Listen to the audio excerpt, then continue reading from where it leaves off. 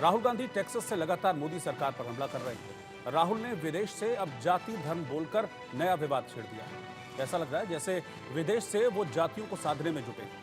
आरक्षण पर तो राहुल ने ऐसा बयान दे दिया जिससे मायावती से लेकर तमाम पार्टियां उनकी मंशा पर सवाल खड़े करने लगी। राहुल ने कहा, कांग्रेस तभी आरक्षण खत्म करने के बारे में सोचेगी जब देश में सभी को समान अवसर मिलने लगेंगे। फिलहाल भारत में ऐसे हालत है नहीं। राहुल सिखों को लेकर भी बड़ा अजीब बयान आज उन्होंने दे दिया। राहुल ने कहा कि भारत में सिख पगड़ी कड़ा पहन सकेंगे क्या सिख गुरुद्वारे जा सकेंगे? चिंता सिर्फ सिखों की नहीं, सभी धर्मों की है, जिस पर बीजेपी ने राहुल पर केरोसिन मैन वाला पलटवार किया है। आज इसी पर देश का सवाल में हम बहस करने वाले हैं कि राहुल गांधी हैं तो अमेरिका में, लेकिन लगातार वो देश को, देश की एजेंसीज को क्यों अमेरिका से क्रिटिसाइज कर रहे हैं? क्यों जब वो टेक्सास यूनिवर्सिटी में जाते हैं तो फिर देश की व्यवस्था पर सवाल खड़े करते हैं? अमेरिका में राहुल ने सिखों पर क्या बयान दिया जिस पर विवाद खड़ा हो गया? यहाँ पर इतना विवाद खड़ा हो गया कि अब ये कह रहे हैं बीजेपी नेता कि राहुल गांधी को कोर्ट में घसीटेंगे। सुनिए वो बयान। What is your name? Brother, to the table. What is your name? Bhalinder Singh. Bhalinder Singh.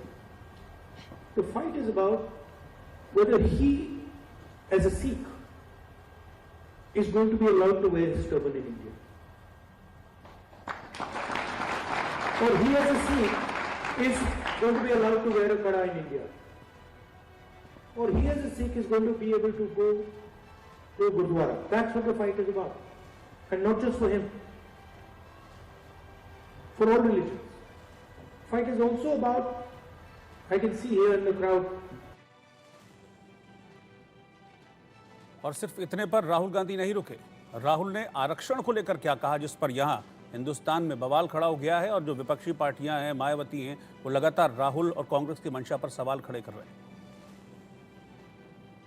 That 90% of India, OBCs, Dalits, Adivasis, they don't play the game. They're not even in the game. Caste census is one of three ideas. It's a simple exercise to say, okay, we've been, we got independence 1947. We've been going for a while now. Let's see how have the lower castes, backward castes, Dalits, how have they integrated into this system? What is it actually that they're participating in? Now, there are two other components. One is the idea of a socio-economic survey. So we want to not only understand how many Dalits there are, how many OBCs there are, but we want to understand what their social position looks like, what their financial position looks like, what their economic position looks like.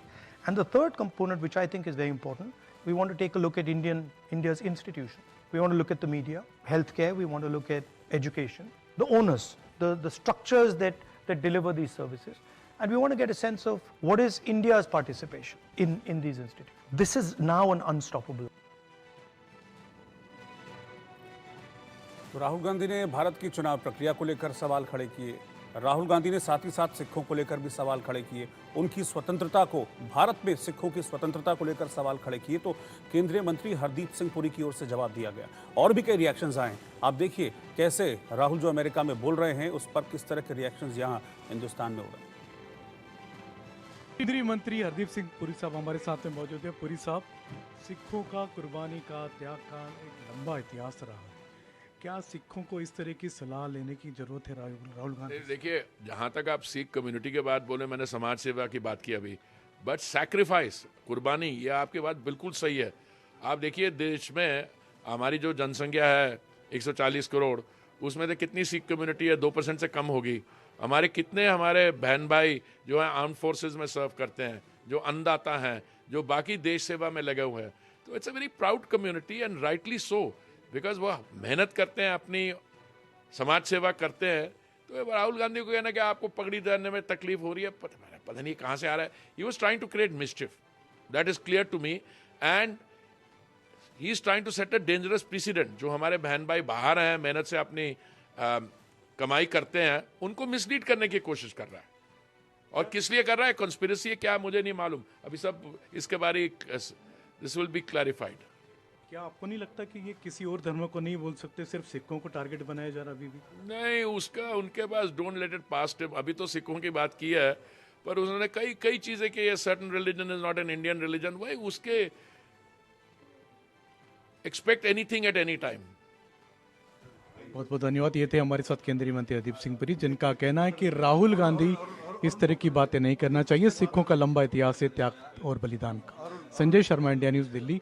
Cameraman Awadhesh. केंद्रीय मंत्री गिरिराज सिंह जी हमारे साथ में मौजूद है। गिरिराज जी, राहुल गांधी लगातार विदेश में एक के बाद एक कई तरह के बयान दिए जा रहे हैं।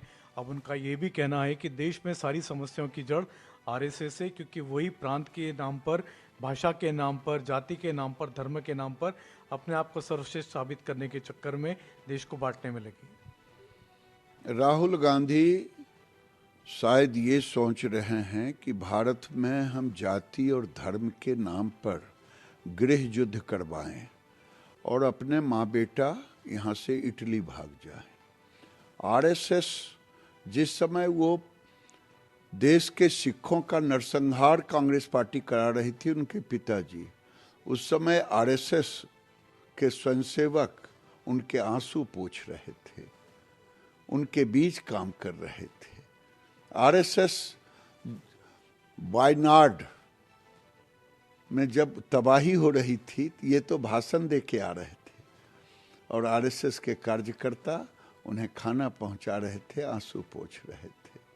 Rahul Gandhi below the belt है, उनको उनकी नैतिकता नहीं काम कर रहा है। वो नैतिक विहीन व्यक्ति हैं जो एक विपक्ष के नेता होकर के भारत को गाली दे रहे हैं देश के बाहर। राहुल गांधी, अब तो शंका हो गया है, राहुल गांधी धर्म पर भी बात करते हैं। लगता है धर्माचार्य हो गए, खुद उनके अपने धर्म का पता नहीं है, वो किस धर्म के हैं, किस जाति के हैं। अपने दादाजी के मजार पर प्रयागराज में नहीं जाते और धर्म में लोगों को, किसी को ईसा मसीह बना रहे हैं।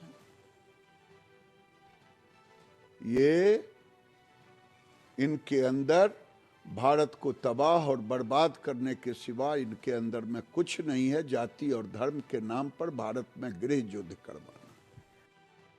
देखिए, राहुल गांधी जी ने आज झूठ बोलकर देश को जातिवाद के अंदर, धर्म के अंदर किसी भी तरीके से टुकड़े टुकड़े गैंग के सरगना के रूप में देश को तोड़ना चाहते हैं।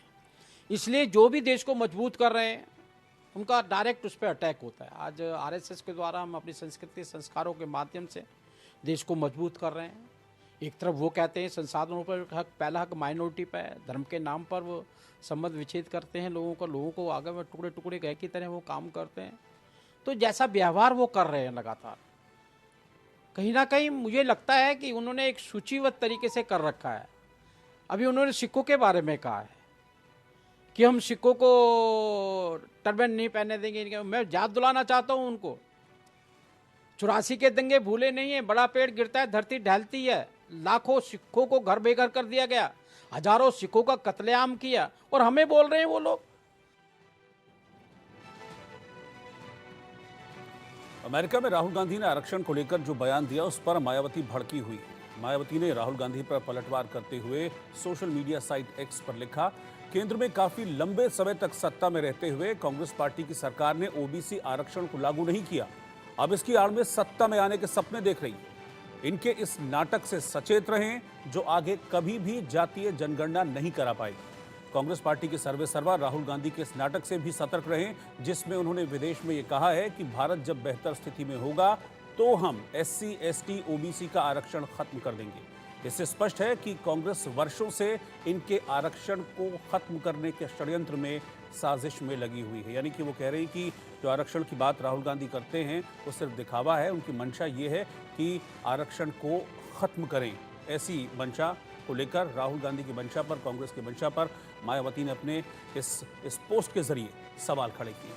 तो चलिए देश का सवाल की हम शुरुआत करते हैं और आज चर्चा में क्या मुख्य बिंदु हम शामिल करने वाले हैं, क्या बड़े सवाल हैं इस डिबेट के, वो मैं आपके सामने ओपन कर रहा हूं। उसके बाद मैं अपना पैनल ओपन करूंगा और फिर चर्चा की शुरुआत करेंगे कि आखिरकार क्यों राहुल गांधी अपने इस अमेरिका दौरे में, विदेश दौरे में 7 समंदर पार से इस तरीके से भारत की एजेंसियों पर, भारत के ऊपर सवाल खड़े कर रहे हैं। पहला सवाल, सियासी मतभेद में विदेश से देश विरोधी बयान क्यों दे रहे हैं राहुल गांधी। अगला सवाल यह है कि राहुल का विदेश में जाति धर्म संवाद और उससे अब देश में विवाद छिड़ गया है। अब इस विवाद के बाद क्या होगा? क्या राहुल गांधी इस विवाद में खुद घिरते जा रहे हैं? विदेश से जाति को साधने में आखिरकार क्यों राहुल गांधी जुट गए हैं? क्या विदेश से वो देश के चुनाव की तैयारी कर रहे हैं? क्या मैसेज देना चाह रहे हैं राहुल गांधी? आरक्षण पर राहुल गांधी की मंशा क्या है? क्योंकि मायावती मंशा पर सवाल खड़े कर रही है। वो साफ कह रही हैं कि आरक्षण विरोधी मंशा है राहुल गांधी की, और वो तो ये भी कहती हैं कि इनके नाटक से सावधान रहें। एक सवाल ये भी है कि क्या राहुल गांधी सिखों के मन में, वो सिख जो कि हिंदुस्तान में हैं और वो सिख जो कि बाहर यानी कि एनआरआईज हैं, विदेशों में रह रहे हैं, क्या उनके मन में जहर बो रहे हैं, जिस तरह का आरोप केंद्रीय मंत्री हरदीप सिंह पुरी की ओर से लगाया गया है? सवाल यह है कि विपक्ष मजबूत, क्योंकि इस चुनाव में हमने देखा जब 2024 का लोकसभा चुनाव हुआ तो पिछली बार की तुलना में इस बार विपक्ष एक बेहतर स्थिति में नजर आया। फिर भी निष्पक्ष चुनाव पर सवाल क्यों खड़े कर रहे हैं राहुल गांधी? क्यों हिंदुस्तान की जो चुनाव प्रक्रिया है उस पर राहुल गांधी सवाल खड़े कर रहे हैं? और चलिए, देश में रह के सवाल खड़े करते कोई बात नहीं थी, ये तो विपक्ष का काम है, सरकार से सवाल करना, सरकार के ऊपर सवाल खड़े करना। लेकिन विदेश में जाकर क्यों राहुल गांधी इस तरीके से देश की एजेंसियों पर सवाल खड़े कर रहे हैं? ये चीज़ें उनकी मंशा पर सवाल खड़े करती हैं।